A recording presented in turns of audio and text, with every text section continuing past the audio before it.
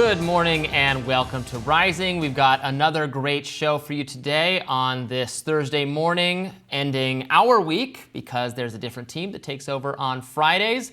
Let's get right to it. Yeah, you're not done with us yet. What's on the transom today, Robbie? Star witness Michael Cohen is back in the spotlight today. Cohen, Trump's former fixer and lawyer, returning to the witness stand and is expected to be the final witness in former President Trump's hush money trial. Now, Trump's attorney kicked off the morning playing clips of Michael Cohen from his podcast, one in which Cohen energetically says, quote, "I truly effing hope that this man ends up in prison, and you better believe I want this man to go down and rot inside for what he did to my family." The clips showed the jury a very different side of the calm Cohen seen on the stand, displayed how bad he wanted his former boss behind bars. The defense also honed in on Cohen's past lies. For example, Trump's attorney asked Cohen to recount the lies he told in 2017 to the House Intelligence Committee, for which Cohen was charged with perjury in 2018. Michael Cohen answered when asked if he lied under oath multiple times. He said yes. Ahead of today's start, Trump had this to say to reporters. Let's listen. So Biden's office is running this trial. This trial is a scam, and it's a sham, and it shouldn't happen. Thank you very much.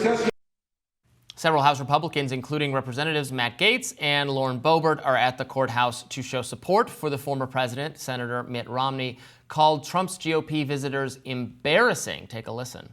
I think it's a little demeaning to show up in front of a courthouse, and particularly one where we're talking about an allegation of paying a porn star.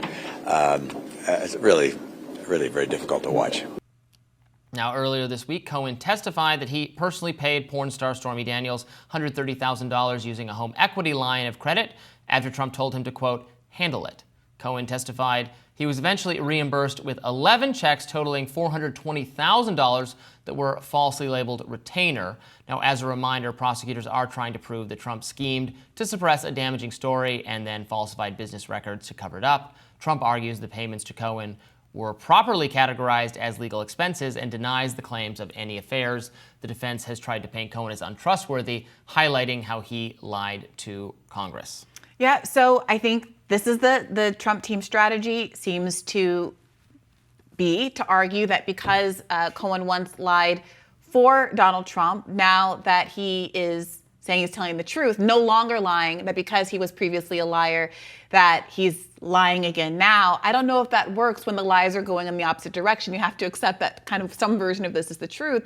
And given that they're kind of mirrored lies, they both kind of point to the same set of facts, which is that Michael Cohen paid Stormy Daniels, who nobody alleges he had any personal relationship with, but who she alleges she has a personal relationship with Donald Trump. And Donald Trump has routinely been engaged in this relationship with the head of the National Enquirer, who was the first witness in this case, who talked about how over the course of their relationship, they had a mutually beneficial arrangement where he would cover Donald Trump and The Apprentice, and it sold magazines for him, and that from time to time, he would buy and kill stories that were disadvantageous to Trump. He was frustrated by this, that sometimes he didn't get paid, that stories would come out anyway, and so there was this feeling that maybe this wasn't the best course of action. But around the time of the Hollywood Access Hollywood tape, there was this concern that this story coming out, the Stormy Daniels story coming out, could actually be the nail in the coffin of the Trump campaign. So as the story goes, there was an effort to buy and kill this story, sending Cohen to do it. Cohen takes out a $130,000 home equity loan. What is the explanation for him doing that and giving that money to Stormy Daniels, but for doing it at Trump's instruction on Trump's behalf? He's alleged that it was specifically at Trump's direct instruction. And so they have to make a case, I think, in the alternative for why Cohen would go through all of that, but to buy and kill this story. Right. And the legal matter, though, still being whether that counts or should have been classified as a campaign expenditure, right? Not whether the payment itself is, there's like, he was allowed to give this money to Michael Cohen. It's legal fees and a retainer. Right. And Michael Cohen is saying, this was not a legal retainer.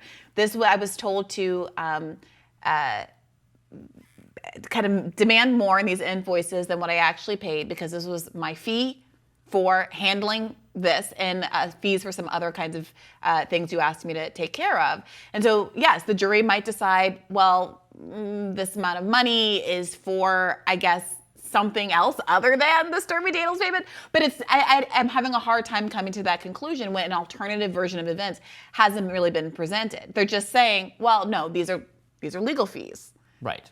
But the jury has to decide whether the legal fees, even whether he paid. First, they have to decide whether there's enough evidence or Michael Cohen is credible enough that these payments were made and that they were for this specific purpose, and that specific purpose makes it a campaign payment rather than just paying Michael Cohen for the legal service as an attorney for Donald Trump, taking care of matters for him, whether those were an election-related expense, and then whether that was, it should properly be understood as to not be charged as a misdemeanor, which is another thing that some experts have said is a weak part of the case.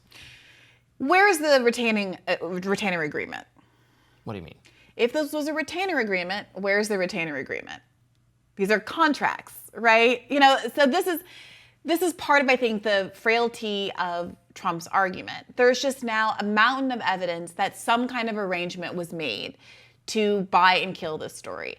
You have a guy but that part of it is not illegal. No, it's how it was classified. It's framing it as a legal retainer agreement. That's why I'm asking, if you're saying that these payments were documented as a campaign finance, as a legal retainer for an attorney who's doing campaign-related activities for you, where is this retaining agreement, and how do you explain the relationship between the money that he took out, a home equity loan that he hid from his own wife, and the fact that he paid it to a woman who he had no prior relationship with, but who Donald Trump, according to Stormy Daniels, did have a sexual relationship with? Right, and maybe the jury will decide that that's the case. I don't know. On some level, and this is why I think this is the weakest of the cases or the less consequential. Some level, it's okay. You didn't dot your I's and cross your T's on how this payment it was his money that he was allowed to spend for this purpose. It just needed to be classified in such a manner and was not done for whatever reason. To shield the public from the truth of it. Yeah, that's the reason. It's not whatever reason. I mean, that is the reason, and that's the important point here. That it was done that the fraud is inaccurately representing what this campaign expense was all about to hide from the public what the campaign was spending money on and hide from the public that Donald Trump had an affair with this woman and a sexual relationship with this woman. That is the point. Yeah. I honestly don't know how you get past this. I think that Mitt Romney, obviously, he has taken a hard break from MAGA Republican world a long time ago. So I don't think that his opinions are going to be especially influential. But he's not hiding his disgust here. He's describing this as embarrassing. That feels right. At very least, I think there has to be an acknowledgement that this is not a good optical situation for Donald Trump to be in. More Rising right after this.